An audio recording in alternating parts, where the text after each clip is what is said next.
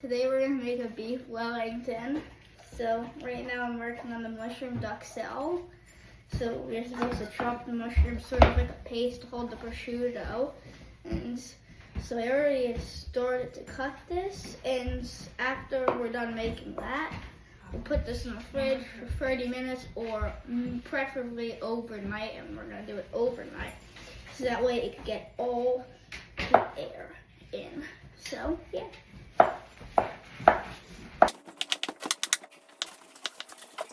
Mushrooms are shiitake mushrooms. This is the best beef Wellington that Peter will ever make. And yeah.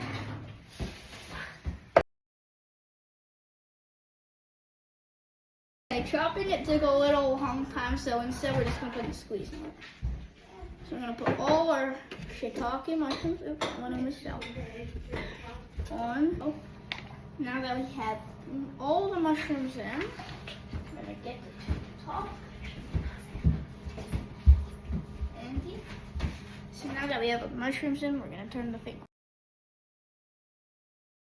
The mushrooms are done, so now we're going to cut the shallots to put onto the mushrooms. So we're going to peel the shallots and then dice them.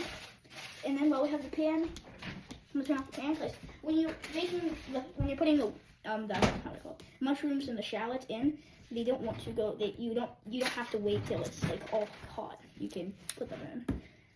Alrighty, so what you're gonna do is kind of cut the lines into that.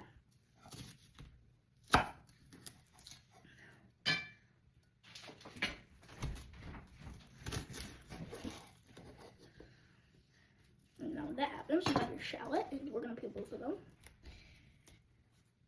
Shallots are really important to give its flavor.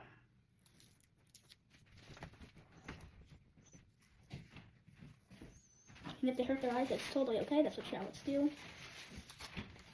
Okay, now that we have all the actual shallot that you cut out in front of us, I'm getting emotional with my eyes because of shallots.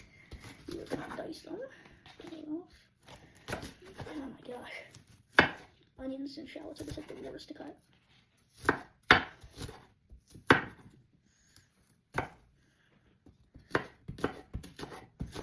My trick is to like cut them all in half, put them close to each other, and this is like where the dicing kind of starts. And then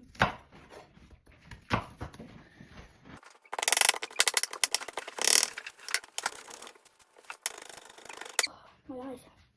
Yeah, hold on. Alright, I'm back. Not emotional anymore. After these shallots are making me cry. He's still part baby.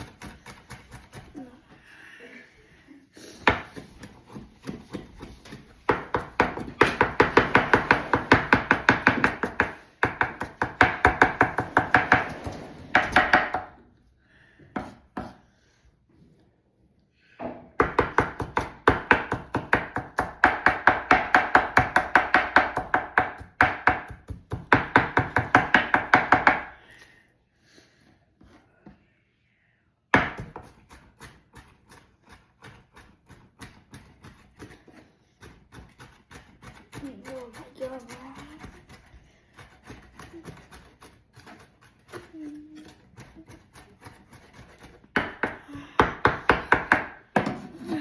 Okay.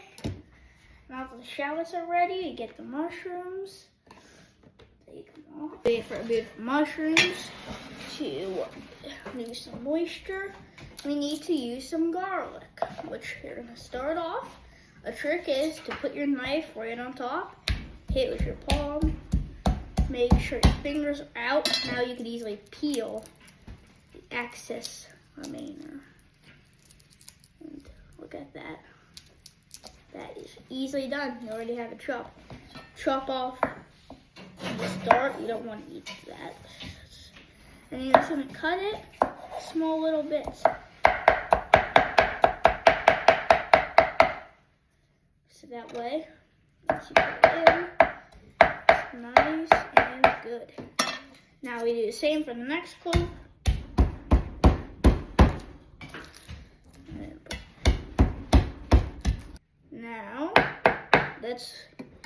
you're done with cutting your garlic. And so garlic, it's not crazily important, but I think you should add it to your beef Wellington. Another thing is you're not putting the garlic into the mushrooms while they're cooking. Okay, by now you're still gonna be wet, and you're gonna have to, in the pan, wait till they get dry. So that way all the moisture's away. And then you need to be like all brown. Everything like mixing together. If you're using a cast iron pan, I would recommend this spatula. If you're using a different pan, use a different pan. Like, if you're using a different pan, I'd recommend like this or something. But right now, for the sake of it, we're doing it this. Because you can tell there's some stuff sticking to it right now. I don't know if you could see it there, but yeah. You need to be like constantly moving this. It's like areas shifting it. It's not like you're just gonna sit down and wait. It's like you're moving.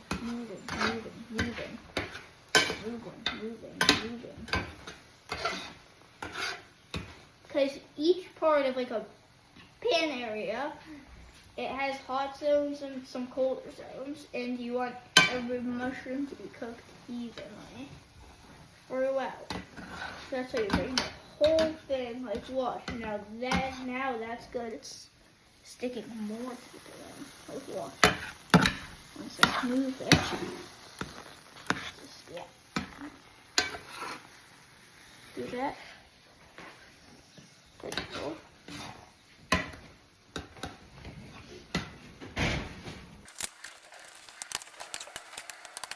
And this cooks. Just going to, yeah. Now we're gonna use our thyme to put into the mushrooms. Thyme is very important for it to get, again, flavor. Spring fresh and all of that. So now the next step while you're with the thyme is, again, I think you should go through to check, and you're gonna combine all the garlic you have and the thyme to officially make like your own little thing, like this. It's like for a tree, for example, if you're growing like fruit on the tree, like apple. Let's give this for an example, an apple tree. An apple tree has leaves, and the leaves grow apples. It's like the thyme grows the garlic. That's kind of how it works in this case scenario. So, yeah. You're getting dry. You can tell. Oh, and you can't notice there. Got that.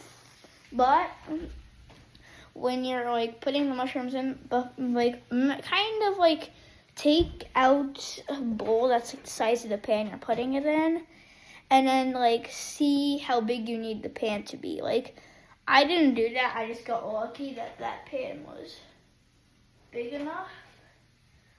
So you just want to get a quick note about that. Like, so the next time you're like having a problem, yeah. So now we're going back to the thyme. Pretty boring part, but it really helps.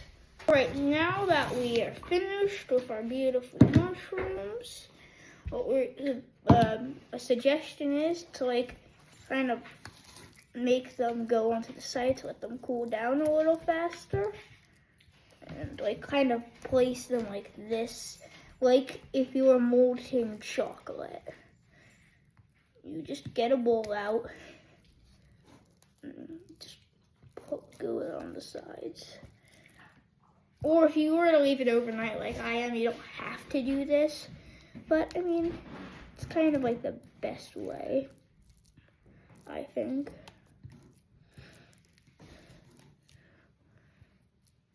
Alright, now we're gonna do the grapes.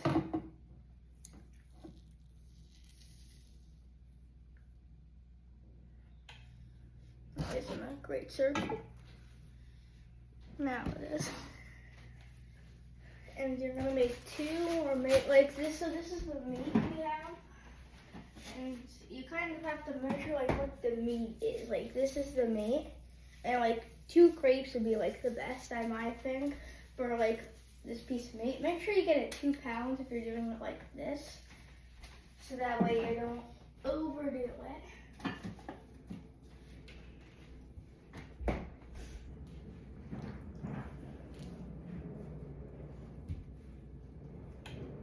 And yeah, so they'll be done soon. Our second crepe is in. As you can tell, the first crepe is golden brown, like not incredibly golden brown, but it is golden brown. So yeah, second side of the second crepe, as you can tell, it's golden brown, and it's a lot better than the first one we made because we should be elevating. Alrighty, we finished all of the crepes, ended it off that. So they're pretty simple and easy to make. I'm gonna keep this in. Now we're salting the meat to get it ready to sear. So you need a lot of salt and pepper. Don't throw it though. Into it.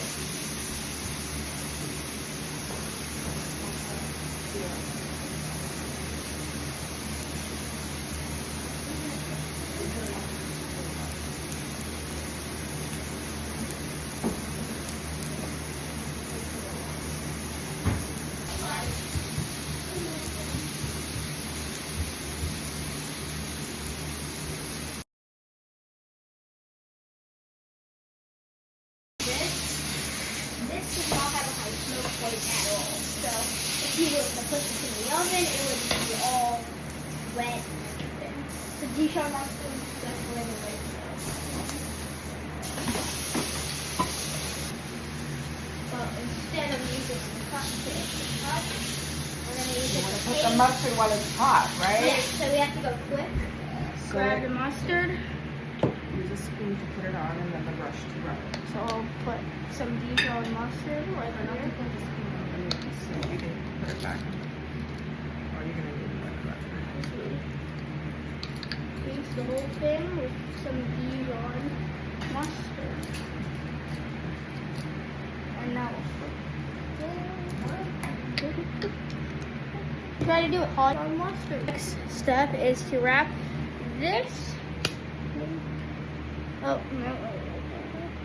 into that. You have to squeeze it, Peter. You want the wrapper to be full. Don't squeeze the thing. You're squeezing it.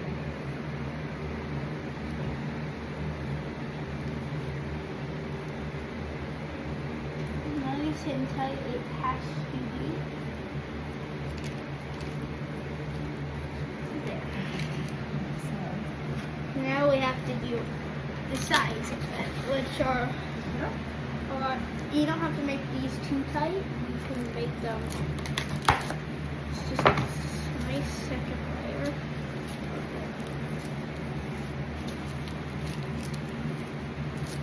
Make sure. And then what do you do with it? Then you put this into the fridge until you need to use it. Now we're going to put prosciutto onto the sheet mat. As it's a hard thing to open. It's very weird.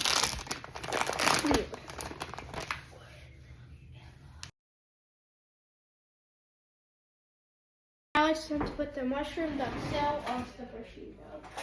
Lift it up like this, or it lifts the whole thing up. Right, there you go.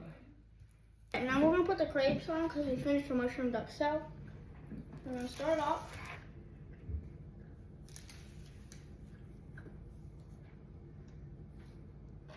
Using 2 big cut pieces, and then we're going to use the smaller pieces to fill in the excess. So these sides. Very tightly. So this is the beef. As you can tell, It's wrapped in prosciutto. It's very heavy. And yeah. I call this the log. I literally just came up with that name a second ago. But anyways, yeah. The final part of the Beef Wellington. Puff pastry, put it on there, and everything. So we have frozen puff pastry, and we have flour. So what you're gonna do, take out the cutting board, take like, not too much flour, not too little. Spread it out. Take out our puff pastry.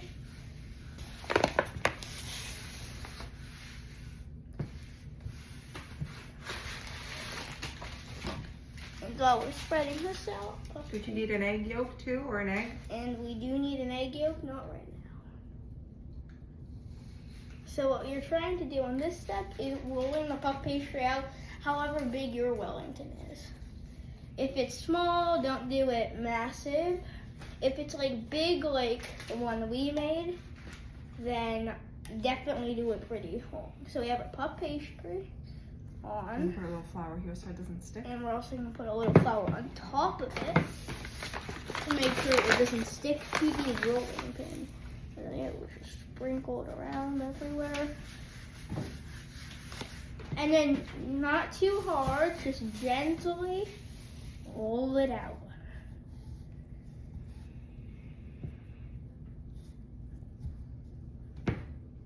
This step takes time. You're in no rush. All you need to do is just roll it out really tightly. So that way it's long enough for it to not get your kids. Now we're gonna beat it up with a fork. So we have our egg yolks in. It's like you're making scrambled eggs but without the part of the egg that not without the, I don't know how it's called, but yeah. So it should be kind of, yeah, it's a little different than if you're making scrambled eggs. It's not like it's gonna be like that stuff that always sticks to your fork. It might not stick to your fork, and that's again totally fine. And yeah. And now when it's looking like this, you can come over here. And as you can tell, we have our beautiful puff pastry. And then we have our big beef Wellington. Well, not a beef Wellington yet. Yes.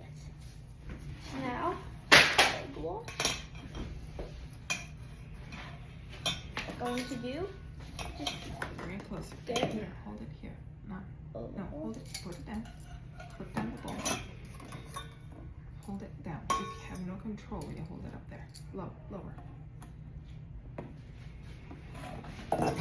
Paint the whole thing like a brush.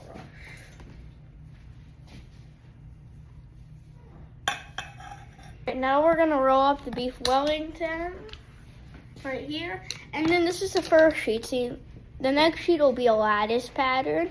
So if you have a lattice color, you'll want to take that out to do it. If you don't, it's fine. Not everyone has lattice colors. We just got one, so yeah. When the beef Wellington has to be very tight when you're doing it. Like, not like you don't want it to be so, it can be a little tiny bit, not too tight, but you want it to be tight enough. And then once you have like the ball like that, you want to cut off the excess to make sure it's good. I cut it in egg wash too to roll it up and stick it. It's sort of like your paint. It's like, not paint, like your glue. It kind of makes the whole thing stick. And yeah, it's a lattice cutter. As you can tell, it's really sharp, so keep your hands away from the blade. You don't need to do this one as thin. I already floured it. You do the same. Rolling it up.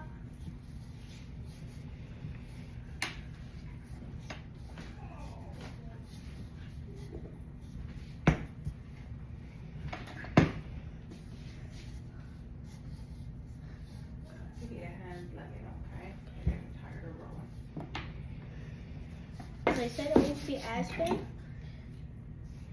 Now we're gonna cut that beautiful lettuce. The trick is to go back and forth at the start and then go. On this part, and be very, very, very gentle when you're picking this up when it's done, because it's easy to break this.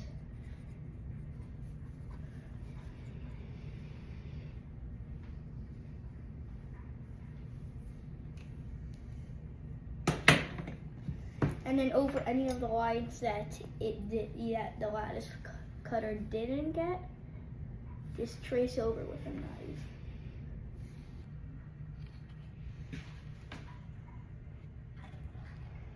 Now we cut the whole beef Wellington, placed it on. Now it's time to pan it with more egg wash to make sure it gets the golden brown crust on top you want to get. And then after that, you're gonna cook it 35 to 50 minutes. Oh yeah, as you can tell, sometimes as cutters can't cut the whole thing. That's why, again, you have to trace over it sometimes with a knife. Think of it as you're holding a baby. Hold it here.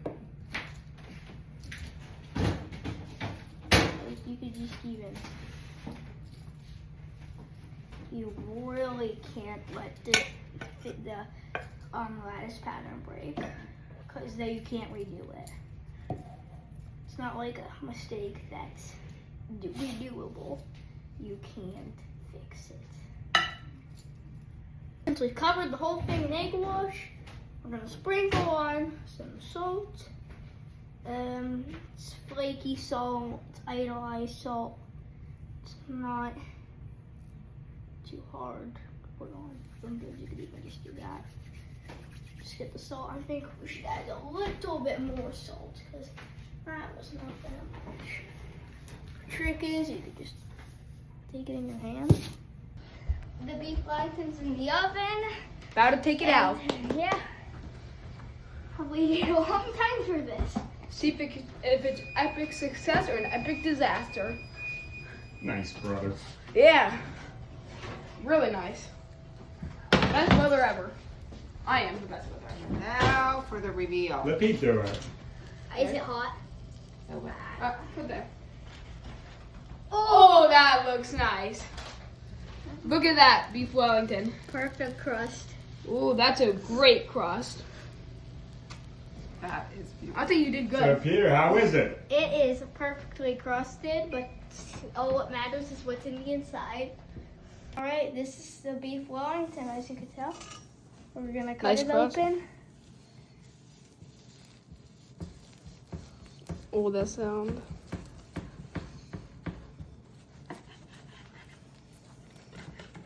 A moment of truth. It's perfect. Oh, that is perfect. Now Holy that cow, Peter, you did it. a beef Wellington. That is beautiful. That is perfect. It is incredible.